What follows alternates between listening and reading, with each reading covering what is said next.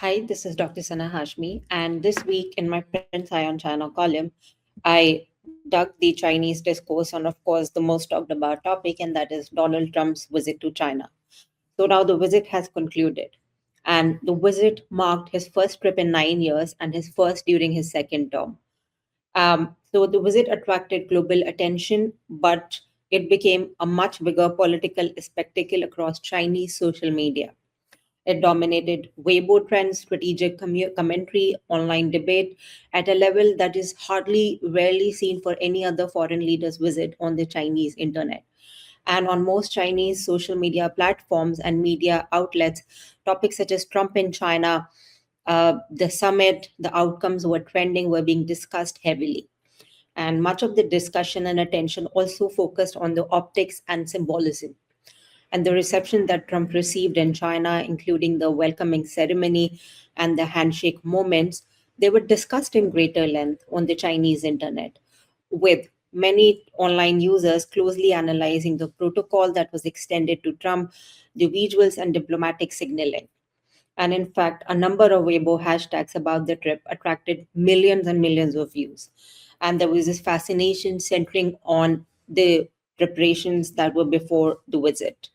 Online posts claimed the US military transport aircraft delivered hundreds of tons of equipment ahead of the visit, while videos allegedly showing US Secret Service vehicles in Beijing circulated widely. And in fact, one Weibo user described it as a miniature state machine dropped in by air. And then some commentators compared it to Trump's 2017 China visit. They argue that while such logistical preparations are common, are standard for the U.S. presidential trips, this trip, the time, the scale appears much larger, with number of online claims of increased air sorties and expanded security arrangements fueling speculations and discussion on the Chinese internet. Now, let's talk about the post-visit discourse. Um, in my opinion, and according to the Chinese discourse, uh, the discussion has been broadly positive, with commentary hinting at a new positioning of major power relations. An important consensus reached at the Beijing meeting between Chinese and the US leaders. The most notable outcome, according to a number of commentaries, is was the establishment of a constructive, strategic, and stable relationship that signaled an attempt to stabilize ties in an increasingly complex global environment. So this time, Trump reportedly brought a large business delegation. Of course, the whole list is not really there on the internet, but of course, we saw that how a number of business leaders, biggies of the Silicon Valley, were there with along with Trump. And on the Chinese internet, that has been described as the strongest business team in the United States, alongside senior officials, including Secretary of State Rubio, Secretary of Defense Hexat, Secretary of the Treasury Besant, Secretary of Commerce, and number of other U.S. officials. So Chinese commentary highlighted the major US companies continue to rely heavily on the Chinese market, arguing that the Chinese market is objectively enormous and losing it would mean significant losses for the US, despite the US rhetoric on decoupling the supply chain risk reduction. Now, Chinese discourse also portrays Trump's eagerness to visit China as driven by three pressures.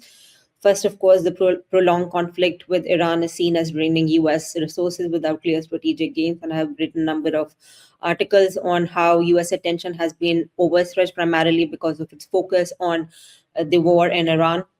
Then, of course, the second is the US economy is under mounting pressure from rising debt servicing costs, maturing low interest bonds, and expensive refinancing conditions.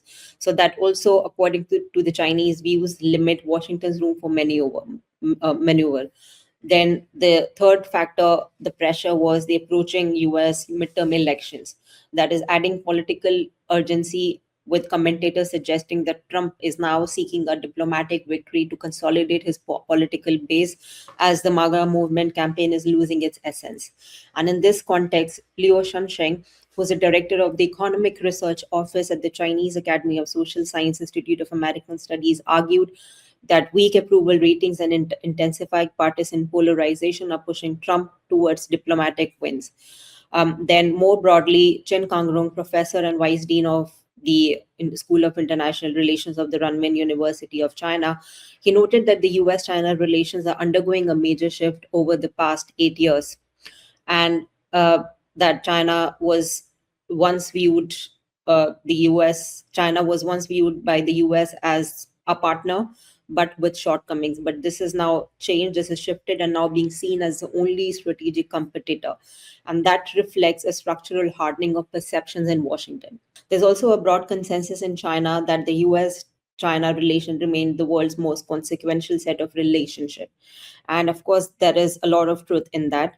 And in this context, Victor Kao, who is also a prominent face on Chinese media and who's also the vice president of the Center for China and Globalization, has argued that if the relationship between the US and China functions well, the world is also going to benefit. But if there is any deterioration in the relationship, this is also going to impact the world, and the global problems become harder to resolve. And an interesting point is also about Rubio, which was also very much highlighted in the Western media, that the US Secretary of State, who was previously sanctioned and banned from entering China for his remarks on Uyghurs, on Hong Kong, actually accompanied Trump this time. And the funniest part, according to the Chinese discourse, is that how his name in Chinese was changed. So, according to the Chinese discourse, Chinese found a way to work around that. And in short, this move by China both upheld the seriousness of the sanctions and left room for diplomatic dialogue as well. So, this also affirms this principle that in the face of practical interest in international politics, even the toughest politicians have to go down. Of course, this is for Rubio and this is for the US. However, of course, there was a lot of positive discussion, but despite that, there's no doubt that the key issues remain unresolved, particularly Taiwan, which Xi Jinping also referenced in his speech. And one commentator noted that when China and the US sit down, the core issues always revolve around trade and stability and the Taiwan issue.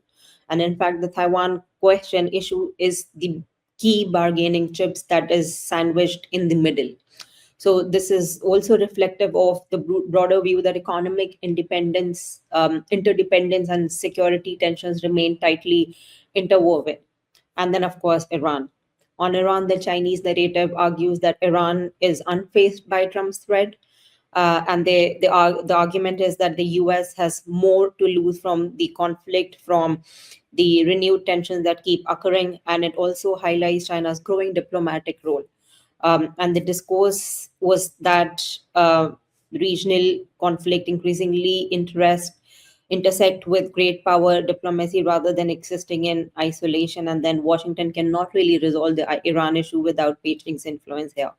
So overall, the visit was aimed at managing tensions amid US involvement in multiple conflicts, particularly in the Iran conflict. And there is a lot of global uncertainty, which is, of course, rising. And to conclude, I would quote Shoping Tang, who's a scholar, prominent scholar from Fudan University, who said that if the visit concludes without a major hiccup, that means it's a success, and it could be considered a successful visit from Trump by Trump in China. Though, of course, at this point, it remains unclear whether this will lead to any major reset, transformation in US China relationship. But what could be said with certainty that this temporary stabilization of the relationship would impact the strategic environment.